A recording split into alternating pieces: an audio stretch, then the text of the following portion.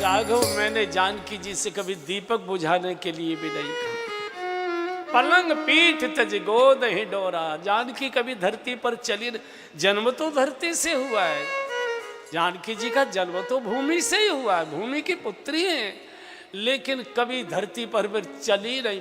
कहाँ चली? पलंग, या तो पलंग पर रही, या तो पिताजी की पीठ पर, या तो माँ की गोद में, या तो हिडोले में।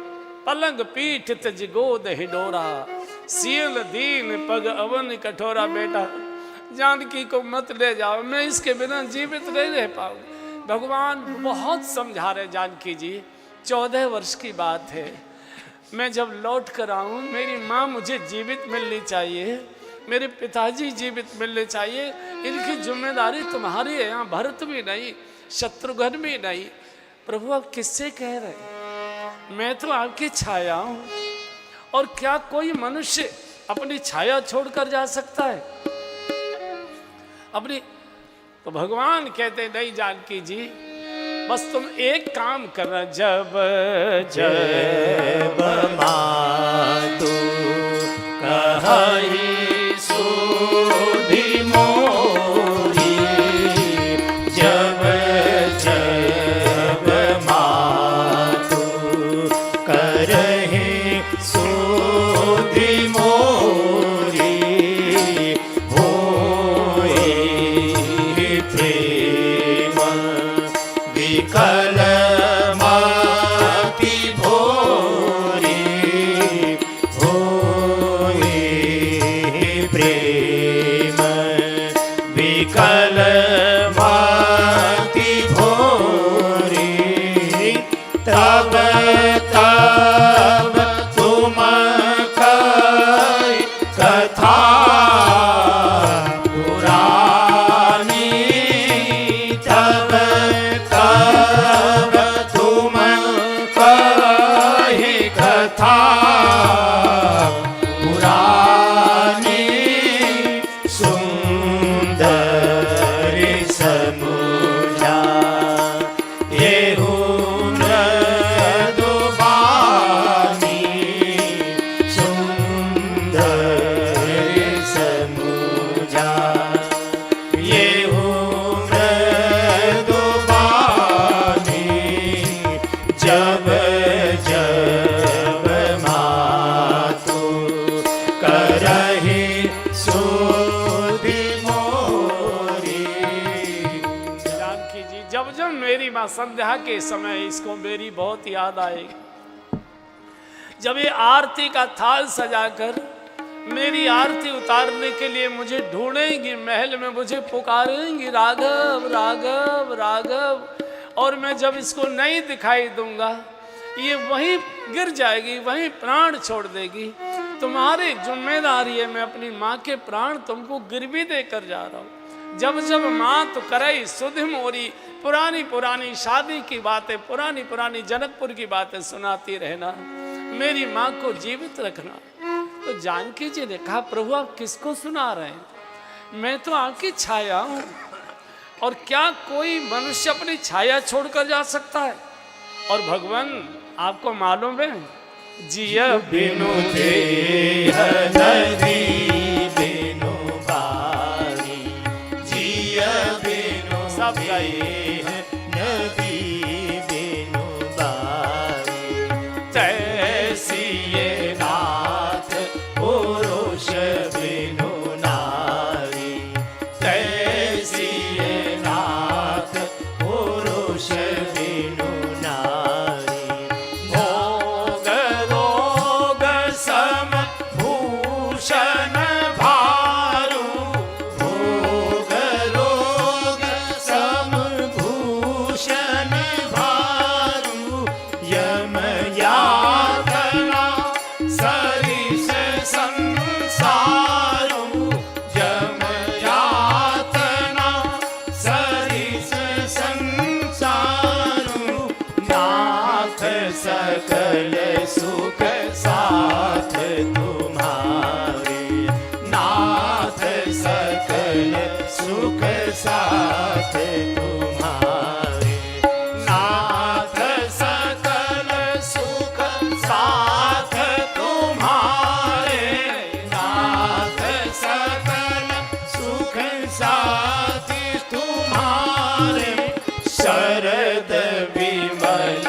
विधु बदन निहारे शरद विमल विधु बदन निहारे आजी जिय बिनु देह नदी बिनु बारी जिय बिनु देह नदी बिनु बारी। जैसे प्राणों के बिना शरीर का कोई अस्तित्व नहीं होता, जल के बिना नदी की कोई शोभा नहीं होती, भगवान ऐसे ही पति के बिना नारी का कोई जीवन नहीं होता। पति भीन सब शोक समाजु भोग रोग सम भूषण भारू। पति के बिना भोग भी रोग जैसे दिखाई देते हैं, आभूषण भार जैसे दिखाई देते हैं। पति के जाने के बाद अच्छे कपड़े भी पहनने की इच्छा नहीं करती, कोई आभूषण भी धारण करने की इच्छा नहीं करती। अरे बाकी बातें छोड़ दो, पति 2-4 दिन के लिए अगर बाहर चले गए हैं तो माँ रोटी भी कम बनाती है बच्चों के। पति नहीं है तो किसके लिए बनाए? भोग रोग सम भूषण भारू यम यातना सरिस संसारू। प्रभु नाथ सकल सुख साथ तुम्हारे, मुझे कुछ नहीं चाहिए। मैं तो धरती की बेटी हूँ, मैं तो धरती माँ की गोद में, अपनी माँ की गोद में खेलूंगी। प्रभु आप कितने कोमल हैं, मैंने आपको पुष्प वाटिका में देख लिया था। जिनको फूल की कली तोड़ने में पसीना आ रहा था, वो कितने कोमल हैं। आप नंगे चरण आप वन में चलोगे? अरे मैं तो अपनी माँ की गोद में खेलूंगी, मैं तो धरती की पुत्री हूँ, भूमि की पुत्री हूँ। मैं साथ आप नहीं ले चलोगे? नहीं ले, कोई बात नहीं। जाना तो मुझे कीर्तन प्राण के केवल प्राण, या तो शरीर और प्राण दोनों को साथ लेकर चलिए। अगर मेरे शरीर को साथ लेकर नहीं चलेंगे तो मैं शरीर छोड़ दूंगी, प्राण मेरे आपके साथ जाए। अब तय आपका। अब भगवान ने सोचा जब प्राण ही छोड़ दोगी तो बचेगा क्या? तो कौशल्य नहीं बेटा, मैंने अपनी बिटिया से कभी दीपक बुझाने के लिए भी नहीं, दीप बात नहीं टारे न कहो। आपने कथा सुनी होगी, अयोध्या के राजमहल की ऊपर, सबसे ऊपर जो होता है, छत के एक और ऊपर होता है ना, क्या कहते हैं उसे, एक और अटारी जैसा ऊपर होता है ना, क्या कहते हैं? मुंडेरी, अट्टाई बोलते हैं। नहीं नहीं, ऊपर जो होता है छत के ऊपर, जैसे वो पीछे है ना, जहाँ जिस पर वो टंकी रखी हुई है, हाँ जो भी है वो ऊंचा, तो उस पर एक दीपक जलता था, 1.25 मन घी रहता था उसमें, मोटी दीपक जलता था। तो अयोध्या के क्षेत्र में एक भयानक राक्षस था और वो जनता को बहुत तंग करता था, मरता नहीं था। दशरथ जी भी उसे मार नहीं पाए, उसको शाप था या वरदान, जो भी कहें आप, उसको ये शाप था या वरदान था कि सीता जी जब उस दीपक को फूंक मारेंगी, बुझाएंगी, और तब दशरथ जी उस पर आक्रमण करेंगे, बाण छोड़ेंगे, वो तभी मर सकता है, बाकी वो मरेगा नहीं। तो जब सीता जी विवाहित होकर आ गई और राक्षस का आतंक बढ़ा हुआ था, तो दशरथ जी ने कहा कौशल्या जी को, महारानी जी ये राक्षस नाक में दम किए अयोध्या के नागरिकों के, आप बहू रानी को कहो कि एक बार छत पर ऊपर जाकर दीपक को फूंक मार दें, केवल इतना ही कर दें, तो मैं उसी समय उसके ऊपर प्रहार करूं, बाण छोड़ूं, तो ये संकट मिट जाएगा। कौशल्या जी ने कहा आपका राक्षस मरे बचे, मुझे इससे लेना देना नहीं है। मैं अपनी बिटिया को ये कहूं रात में जाकर छत पर फूंक मार कर आऊं, ये तो मैं कभी कर ही नहीं सकती। तो इतने लाड़ प्यार की पली हुई जानकी जी और वन में जाएगी, कैसा बीती, कितनी कौशल्या दुखी हुई है, कितना दुखी हुई है। पूरा हाहाकार मचाए, पूरे राजभवन में चीख चिल्लाहट हो रही है। भगवान ने अनेक प्रकार से समझाया है, अनेक प्रकार से। बोले देवी आपको बहुत कष्ट होगा। बोले नाथ सकल सुख साथ तुम्हारे, शरद विमल विधु बदन निहारे। पति अगर साथ है तो सूखी रोटी भी 56 भोग से ज्यादा स्वादिष्ट लगती है, और पति के बिना कुछ भी अच्छा नहीं लगता, न श्रृंगार अच्छा लगता है, न भोजन अच्छा लगता है। नाथ सकल सुख साथ तो आप नहीं ले चलेंगे, ठीक है, लेकिन मैं प्राण छोड़ दूंगी। कीर्तन प्राण कि केवल प्राण। पूरी अयोध्या बाहर शोर मचा रही है, भगवान हम तुम्हारे थे प्रभु ने, हम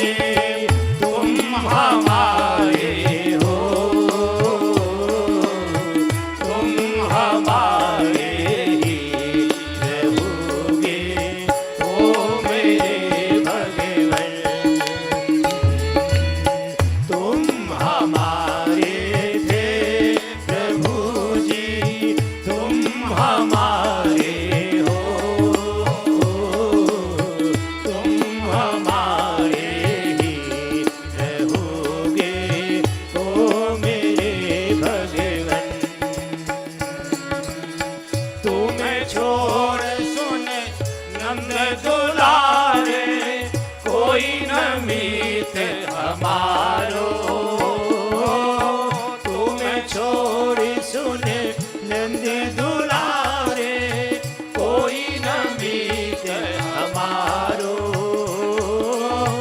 काके द्वारे जाए पुकारूं, और न कोई सहारो। काके द्वारे जाए पुकारूं, और न कोई सहारो। अब तो आगे बात पकड़ लो, ओ मेरे भगवन। अब तो आगे बात पकड़ लो, ओ मेरे भगवन। तुम हमारे थे प्रभु जी, तुम हमारे हो, तुम हमारे ही रहोगे, ओ मेरे भगवन। हम तुम्हारे थे प्रभु जी, हम तुम्हारे हैं, हम तुम्हारे ही रहेंगे, ओ मेरे भगवन। तेरे कारण सब जग छोड़ा, तुम संग नाता जोड़ा। तेरे कारण सब जग छोड़ा, तुम संग नाता जोड़ा।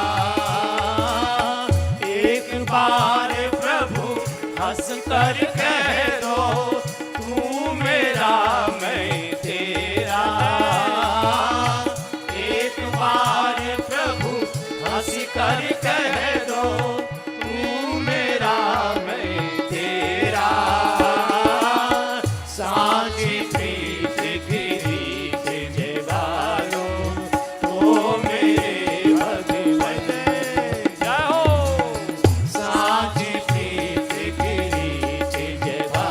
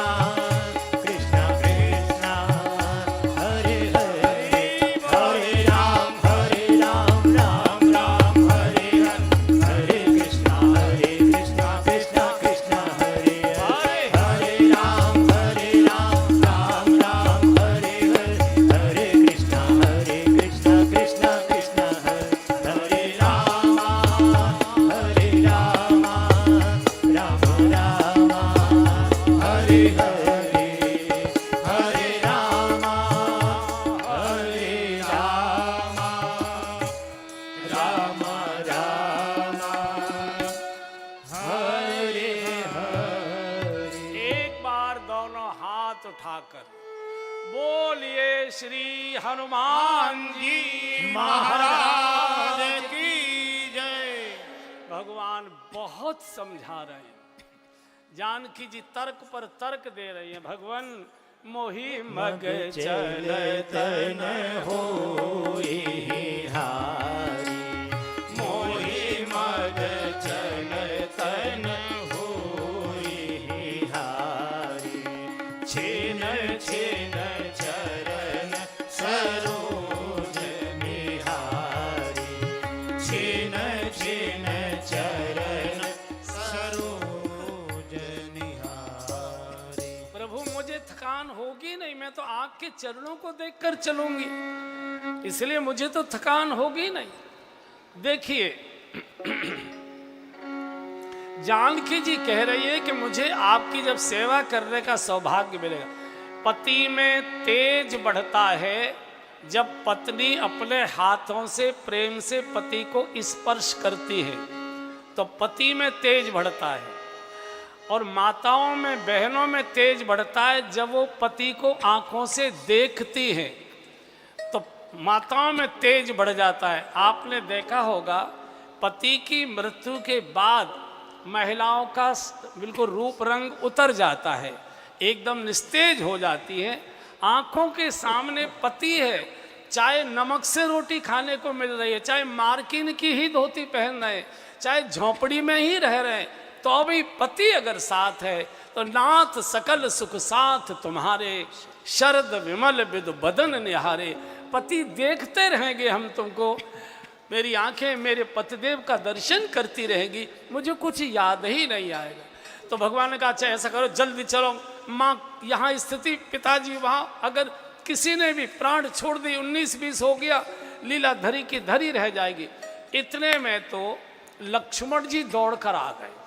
समाचार जब लक्ष्मण पाए, था क्या, लक्ष्मण जी को ड्यूटी दी गई थी गार्ड ऑफ ऑनर के लिए, मिलिट्री की उसको परेड कराने के लिए।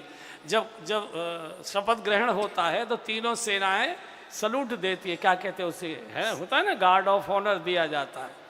तो ये जिम्मेदारी लक्ष्मण जी को थी। इतने में लक्ष्मण जी को वहाँ समाचार पहुँच गया, ये बंद करो, दुर्घटना घटित हो गई, भगवान का वनवास हो गया। वहीं छोड़कर बदहवास लक्ष्मण जी दौड़े आए। भगवान खड़े, जानकी जी खड़ी, कौशल्या माँ रो रही थी खड़ी। तो भगवान ने कहा लखन, इस समय अयोध्या पर बहुत बड़ा संकट है। पिताजी कैकेयी माँ के भवन में मूर्छित पड़े हैं, बड़ी माँ की तुम स्थिति यहाँ देख रहे हो, भरत शत्रुघ्न यहाँ है नहीं, मुझे 14 वर्ष वन को जाना है, मेरे साथ जानकी जी भी जा रही हैं, इसलिए अब अयोध्या की सारी जिम्मेदारी तुम्हारे ऊपर है। सबकी चिंता करना, सबकी रक्षा करना, सबकी देखभाल करना, ये अब तुमको करना है, तुम्हारी जिम्मेदारी। लक्ष्मण जी ने कहा भगवान आप ये किसको कह रहे हैं? बोले तुमको कह रहा हूं। बोले मुझे? मैं तो माता पिता किसी को जानता ही नहीं हूं। गुरपित मात न जानो काओ, मैं तो किसी को नहीं जानता कौन माता है कौन मेरे पिताजी है। मैंने तो जब आंख खोली थी तो मैंने तो आप ही के चरणों के दर्शन किए थे। शिशुपन ते पर हर्यो न संगु, कबहु न कीन मोर मन भंगु। प्रभु मैंने तो आंख खोली थी, आपके चरण देखे थे। ठीक है, आप नहीं ले जाओगे कोई बात नहीं, लेकिन इतना समझ लीजिए आप जैसे ही सरयू पार करेंगे मैं सरयू में जल समाधि ले लूंगा। भगवान कह रहे क्या करूं, किस किस को समझा?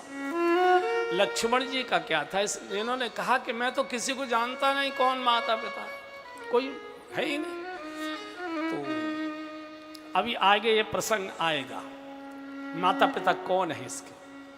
तो भगवान ने कहा कि अच्छा ऐसा करो, जल्दी से माँ से आज्ञा लेकर आओ, सुमित्रा माँ से आज्ञा लेकर आओ। बोले आप चले तो नहीं जाओगे? बोले नहीं, हम प्रतीक्षा कर रहे हैं। लक्ष्मण जी सुमित्रा माँ के भवन में पहुंचे। इस भोली माँ को अभी कोई समाचार ही नहीं है, इनका महल थोड़ा एक तरफ था तो कोई गया ही नहीं। तो जाकर जाए जनन पगनाई माथा, मन रघुनंदन जानकी साथा। लक्ष्मण जी मन तो भगवान के चरणों में रख गए और तन जाकर सुमित्रा को प्रणाम करता। सुमित्रा ने कहा कि लखन बाजे बज रहे थे, जय जयकार हो रही थी, नगाड़े बज रहे थे, सब शांत हो गए। क्या हुआ? राजतिलक का मुहूर्त टल गया क्या? मुहूर्त? अरे माँ तू बड़ी भोली भाली है, तुझे कुछ मालूम नहीं है, अयोध्या का भाग्य फूट गया। क्या हुआ? बोले भगवान का 14 वर्ष का वनवास हो गया और भगवान जानकी जी के साथ 14 वर्ष वन के लिए जा रहे हैं, और मैं भी, तू भी। हाँ, तो यहां क्यों आया है? यहां क्यों आया? बोले भगवान ने कहा है कि अपनी मां से आज्ञा लेकर आओ, मुझे आज्ञा दो। मां? कौन मां? लक्ष्मण जी का मां? अरे तुम मेरी मां नहीं हो तो फिर मेरी मां कौन है? सुमित्रा ने कहा बेटा मैं तो तेरी धरोहर की मां थी, मैं तेरी मां नहीं हूं। और ये धरोहर वाली मां को ये देह वाली मां में मत अपने को डुबाओ। देह वाली मां कितने तेरा दिन साथ देगी? 50 साल, 60 साल, 70 साल, 80 साल, 90 साल।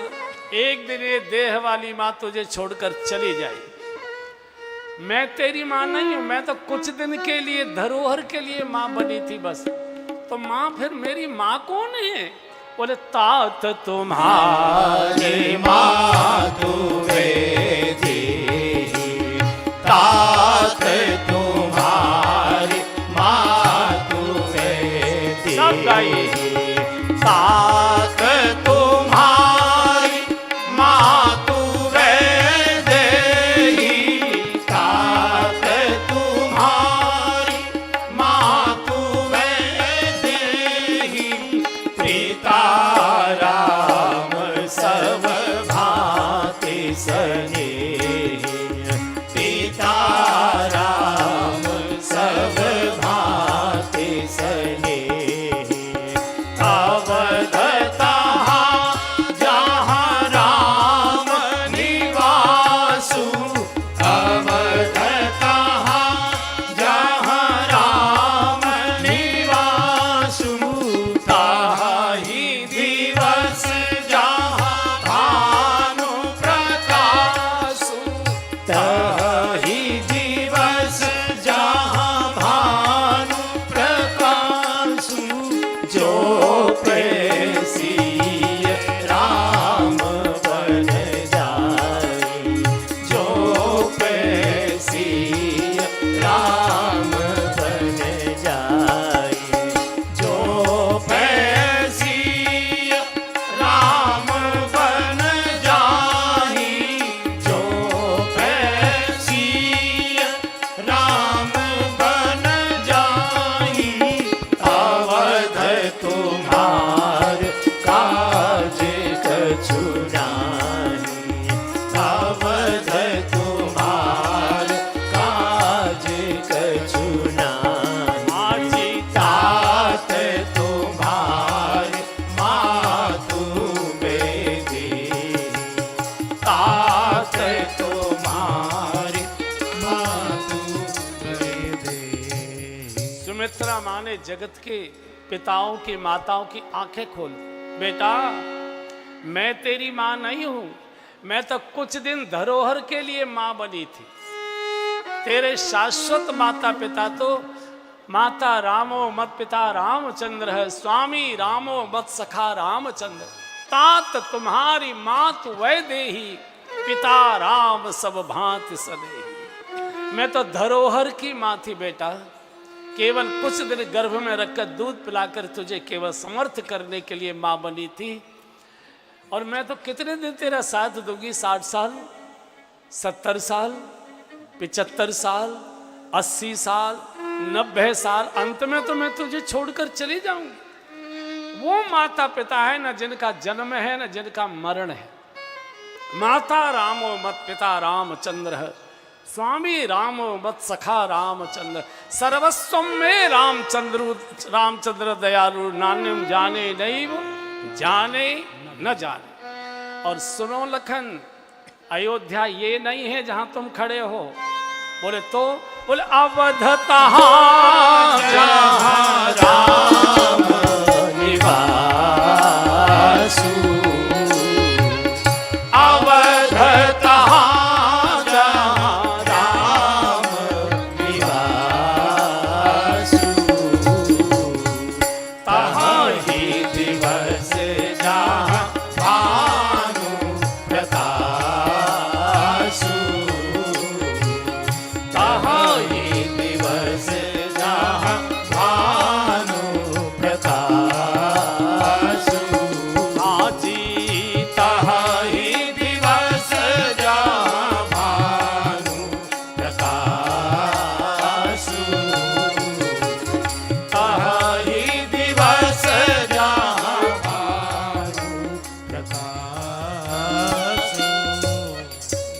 वहां है जहां सूर्य उदय हो रहा है, अवध वहां है जहां राम रहेंगे। ये अयोध्या नहीं है। जो पे सिय राम बन जाई, अवध तुम्हार काज कछु नाई। ये सुमित्रा माँ है। जाओ भगवान की सेवा करो, जाओ राष्ट्र की रक्षा करो, जाओ धर्म रक्षा के लिए शरीर को बलिदान करो। घर में कुछ नहीं रखा, जाओ। अब हम सब बैठे कथा सुन रहे हैं रामायण की। विचार करो, लड़का ज्वारी हो जाए चलेगा, लड़का उद्दंड उच्छृंखल हो जाए चलेगा, लड़का शराबी हो जाए चलेगा, लड़का दुराचारी हो जाए चलेगा, लेकिन हमारा लड़का साधु हो जाए तो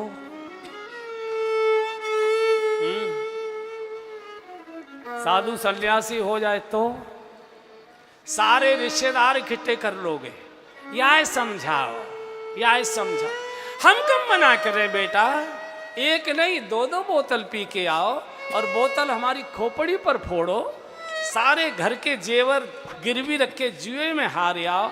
रहो घर में, अपने घर में। राष्ट्र की रक्षा हो, धर्म की रक्षा हो, वो कोई और करेगा। हमारा लल्लू तो नोटे ही कमावेगा। और देश धर्म की रक्षा हो।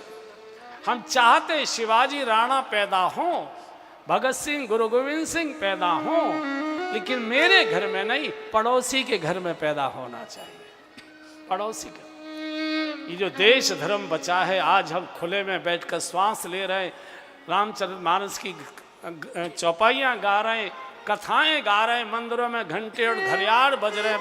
बंधु और बहनों, इस परिस्थिति को लाने के लिए कितने बलिदान हुए हैं, कितनों ने रक्त बहाया है, कितनों के घर के दीपक बुझे हैं, कितनी माताएं बहना विधवा हुई है, कितनों के माथे के सिंदूर मिटे हैं, कितनों माताओं की गोदें खाली हुई हैं, कितने घर अनाथ हुए हैं। इतिहास भरा पड़ा है। पढ़िए, ये देश ऐसे ही आजाद नहीं हो गया। लोग फांसी पर चढ़े हैं, जिंदे जलाए गए, क्रूरता से मारे गए। आपने सुना होगा गुरु गोविंद सिंह जी के बच्चे जोरावर सिंह, फतेह सिंह, एक 13 साल का बालक, एक 14.5 साल का बालक। गुरु गोविंद सिंह जी का नाम सुनाया आपने। हिंदू धर्म की रक्षा के लिए पूरा परिवार बलिदान हो गया। इनके पिताजी गुरु तेग बहादुर जी, अगर तलवार से काटकर गर्दन काट दी जाए तो आराम से प्राण निकल सकते हैं।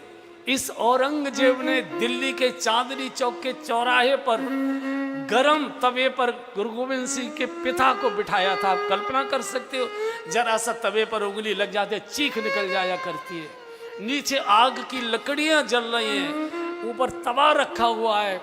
गुरु तेग बहादुर जी को बिठाया गया, ऊपर से गरम गरम बालू डाली जा रही है। कितने तड़प के प्राण निकले होंगे, आप कल्पना कर सकते हो। ये उसका बेटा है गुरु गोविंद सिंह, और गुरु गोविंद सिंह के शेर बच्चे हैं जोरावर सिंह और फतेह सिंह। आप में से जरूर निकले होंगे वहाँ से। अम्बाला सिटी से जब आप लुधियाना की सड़क पर जाइए तो अम्बाला से निकलते एक छोटा सा कस्बा पड़ता है सरहंद। गुरुद्वारा पहले सरहंद के नवाब का वो किला था। तो गुरु गोविंद सिंह की माँ गुजरी बाई और दोनों अपने पौत्र, दादी को पुत्र से ज्यादा पौत्र प्यारा हुआ करता है। रात्रि में सरहंद में रुके हुए थे एक परिवार के अंदर।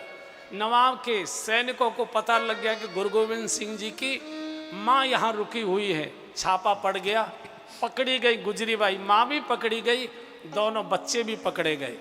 नवाब के सामने उपस्थित हुए। नवाब ने कहा, छोटे बच्चे हो, ए बुढ़िया, क्यों इनको खत्म करना चाहती हो? अभी इनकी खेलने कूदने की उम्र है। इस्लाम स्वीकार करो, आराम से रहो, तुमको कहीं और जगह नहीं तो हमारे किले में यहाँ आकर रहो। जब बच्चों को कहा नवाब, हम सिंह के पुत्र हैं, सिंह के सपूत हैं, कायर के बेटे नहीं है, तुमको जो करना है करो। एक 13 साल का, एक 14.5 साल का बालक है। अगर गर्दन काट दी जाती तो भी कोई दिक्कत नहीं थी, एक क्षण में काम हो जाता है। गोली मार दी जाती तो भी कोई अंतर नहीं पड़ता, एक क्षण में काम होता है। दोनों बच्चों को जिंदा दीवालों में चिनवाया गया। आज भी वो ककैया ईंट की दीवारें उस गुरुद्वारे में खड़ी हुई है, जिसमें गुरु गोविंद सिंह के दोनों दुधुमे बच्चे जिन्ना दीवारों में चिनवाए गए। जिस समय दीवार चिनाई जा रही थी, दादी को सामने बिठाया गया, क्योंकि पौत्र जो होते हैं वो दादी को ज्यादा प्रिय होते, पुत्र से भी ज्यादा दादी को पौत्र प्रिय होता है। दादी को इसलिए बिठाया गया कि दादी का हृदय पिघल जाएगा, बच्चों को समझा देगी। लेकिन ये सामान्य महिला नहीं, ये शेरनी है, जिसके गर्भ से गुरु गोविंद सिंह जैसे सिंह का जन्म हुआ। दीवार चिनी जा रही है, दादी सामने बैठी। कल्पना करो, जितनी आसानी से मैं बोल रहा हूँ उतनी आसानी से वो घटना घटित नहीं हुई थी। दीवार चिन रही है, दोनों बच्चे खड़े। जब बड़े भाई और छोटे भाई, एक की जब छोटे भाई की यहाँ जो ईंटों की चिनाई थी, यहाँ जब आई, नाक तक होठ हो गए, नाक तक आई, तो जो बड़ा भाई था जोरावर सिंह, वो रोने लगा। तो छोटे भाई ने कहा, भैया रोते क्यों? सिंह के सपूत होकर कायरों की तरह फिर ये नाटक क्यों किया था? कलंक लगाओगे पिताजी को, धर्म को कलंक लगाओगे। पहले ही मान जाते, इस्लाम स्वीकार करते। बड़ा भाई कहता, भैया मैं इसलिए नहीं रो रहा कि आज हमारी जीवन लीला समाप्त हो रही है, मैं इसलिए भी नहीं रो रहा कि आज हमारी मौत आ रही है, मैं इसलिए भी नहीं रो रहा कि हमको जिंदा दीवार में चिनवाया जा रहा है। मैं केवल इस ग्लानि में रो रहा हूं कि तुझसे पहले जन्म मैंने लिया है, तुझसे पहले माँ की गोद में मैं आया हूं, तुझसे पहले माँ का दूध मैंने पिया है, लेकिन माँ की रक्षा के लिए बलिदान तू पहले हो रहा है, होना मुझे चाहिए था। जल्लादो, दीवार रोको, दीवार रोको। और जब छोटे भाई की दीवार रोकी गई, बड़ा भाई चिंता है पहले, छोटा बाद में चिंता है। कल्पना करो दादी के ऊपर क्या बीती होगी, कैसे कैसे घुट घुट के सांस निकली होगी, आप कल्पना कर सकते हो। और स्थिति आ गई, जैसे दादी देखा करती थी बच्चों की ओर, दीवार अपने आप ढह जाती थी। दादी की आंखों में इतना तेज था कि दीवार ढह जाती थी। तो नवाब पर समाचार गया, ये कोई जादू करती है बुढ़िया, दीवार नहीं चिन पा रही, बार बार ढह जाती है। तो दोनों बच्चों के सामने दादी का कत्ल किया गया, तब दीवार चीनी गई। हम कल्पना करें, धर्म बातों से बचेगा? लड़का हमारा अपराधी हो जाए, दुराचारी हो जाए, व्यभिचारी हो जाए, शराबी हो जाए, पसंद है लेकिन साधु हो जाए, धर्म रक्षा के लिए, देश सुरक्षा के लिए, समाज सेवा के लिए घर छोड़कर चला जाए, सारे रिश्तेदारों को इकट्ठा कर लो। तो माँ ने कहा, बेटा मैंने इसी समय के लिए तुझे अपनी गोद में रख के अपनी छाती का अमृत पिलाया था, जाओ। तिलक करके विदा किया। बंधु और बहनों, मानस में वर्णन नहीं है, लेकिन हमने संतों के मुख से सुना है कि लक्ष्मण जी उर्मिला जी को भी मिलते हुए आए। उर्मिला जी का भवन सुमित्रा माँ के बिल्कुल बराबर था। लक्ष्मण जी को लगता है कि अगर मैं बिना मिले चला गया तो 14 वर्ष के बाद जब मैं लौट कर आऊंगा उर्मिला जीवित नहीं मिलेगी, प्राण छोड़ चुकी होगी, और अगर मैं मिलके जाऊंगा तो रोना शुरू कर देगी, साथ चलने की जिद करेगी, तर्क देगी। जब जानकी जी अपने पति के साथ जा सकती है, मैं अपने पति की सेवा में साथ क्यों नहीं जा सकती? साथ लेकर जाया नहीं जा सकता, और छोड़कर चला गया तो लौटकर जिंदा पा नहीं सकता। लक्ष्मण जी धर्म संकट में आ गए। शास्त्र की भाषा में लक्ष्मण जी धर्म हैं, और कभी कभी धर्म पर भी संकट आता है। इधर बहुत सुंदर प्रसंग है बंधु बहनों के लिए, बहुत सुंदर प्रसंग। इधर उर्मिला जी को उसकी सेविका ने आकर कहा, देवी देवी देवी, राज तिलक महोत्सव स्थगित हो चुका है। जब उसने पूछा उर्मिला ने, भाई बाजे बजना क्यों बंद हो गए, नगाड़े बजना क्यों बंद? बोले उत्सव स्थगित हो गया है, दुर्घटना घटित हो गई, भगवान को 14 वर्ष का वनवास हुआ है, और मैंने सुना है आर्यपुत्र लक्ष्मण जी भी साथ जा रहे हैं। ओहो, इतना सुनना था। उर्मिला जी नाचने लगी, मेरे सुहाग का इतना बड़ा सौभाग्य कि मेरा सुहाग प्रभु की सेवा में जाएगा साथ में। इतनी गदगद हो गई। आज उर्मिला जी ने वो श्रृंगार किया है, वो गुलाबी साड़ी पहनी है जो शादी के समय, फेरों के समय पहनी थी। वही सारा श्रृंगार जो शादी के समय धारण किया था। नाच रही है, सोच रहे आएंगे जरूर, बिना मिले तो नहीं जाएंगे। आरती उतारूंगी, तिलक लगाऊंगी, शुभकामनाएं दूंगी, विदाई दूंगी और पिताजी को चिट्ठी लिखकर भेजूंगी, पिताजी हमारा सुहाग धन्य धन्य हो गया, मेरे सुहाग को प्रभु की सेवा का सौभाग्य मिला है। लक्ष्मण जी घबरा रहे हैं, काल घबरा रहा है। उर्मिला जी प्रतीक्षा करें, आएंगे जरूर, बिना मिले नहीं जाएंगे। और इधर लक्ष्मण जी सोच रहे हैं कि अगर रोना शुरू कर देगी, कितना भी कठोर हृदय पुरुष हो, रोती हुई स्त्री को ठोकर नहीं मार सकता। तो घबराते घबराते लक्ष्मण जी स्वयं दरवाजे पर आ गए और जैसे ही गेट खटकाया, आज सेविका ने गेट नहीं खोला, सीधे दौड़ कर जाकर उर्मिला जी ने द्वार खोला। उर्मिला जी बिल्कुल 16 श्रृंगार किए हुए, शादी के समय के परिधान धारण किए हुए। लक्ष्मण जी की संकोच में निगाह नीचे को हो गई। उर्मिला जी ने सोचा कि शायद संकोच के कारण से दृष्टि नीचे को कर ली है।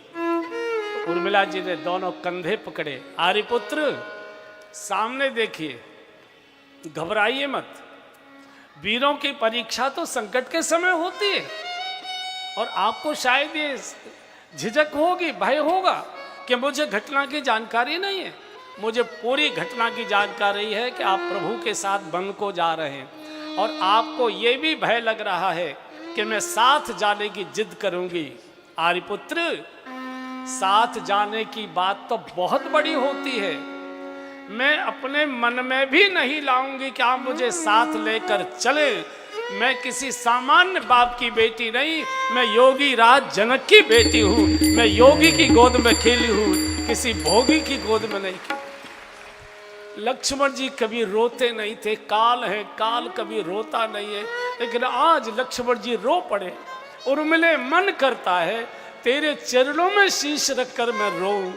आज तूने मुझे गिरने से, पतन से बचा दिया। और पत्नी कहते ही उसको है जो पति को पतन से बचा ले, रो के, झीक के, गिड़गिड़ा के, जैसे माताओं की आंखों में वज्र को गलाने की ताकत होती। पत्नी कहते ही उसको जो पति का पतन न होने दे, उसको साधे रखे। अंदर दौड़ कर गई है, आरती का थाल सजा हुआ रखा था, आरती लेकर आई है, आरती उतारी है, तिलक लगाया है और जब चरणों में अपना मस्तक रखकर प्रणाम किया है तो दोनों हाथों से उर्मिला जी ने लक्ष्मण जी के चरण पकड़े हैं और कहा, आर्यपुत्र मेरी भी आपसे एक प्रार्थना है। कहो देवी। बोलो क्या कहना है। बोले, आज मैं जिस दीपक से आपकी विदाई की आरती कर रही हूँ, जब आप 14 वर्ष के बाद आएंगे वापस लौटकर, तो आपके स्वागत की आरती मैं इसी दीपक से उतारना चाहूंगी। मेरे दीपक को धोखा नहीं देना, वापस लौटकर आना। मेरे दीपक को धोखा नहीं देना। 14 वर्ष तक उर्मिला जी ने अपने महल के दरवाजे बंद नहीं होने दिए। 14 वर्ष तक उर्मिला जी ने अपना श्रृंगार नहीं उतारा। 14 वर्ष तक उर्मिला जी ने अपना आरती का दीपक नहीं बुझने दिया। 14 वर्ष तक उर्मिला जी सोई नहीं और 14 वर्ष तक उर्मिला जी ने अन्न का सेवन नहीं किया। इतना कठोर तप इस महिला ने किया है। शास्त्र कहता है कि मेघनाथ लक्ष्मण जी के बाण से मारा गया। मैं शास्त्र को झुटलाऊंगा नहीं, लेकिन सत्य इतना नहीं है। सत्य यह है कि मेघनाथ उर्मिला जी की तपस्या के तेज से मारा गया था, तब तो यहां हो रहा था। ये ऐसा परिवार है। पूरी जनता बाहर खड़ी है, कैकेयी को सब गाली दे रहे हैं। हठीली तेने काठाली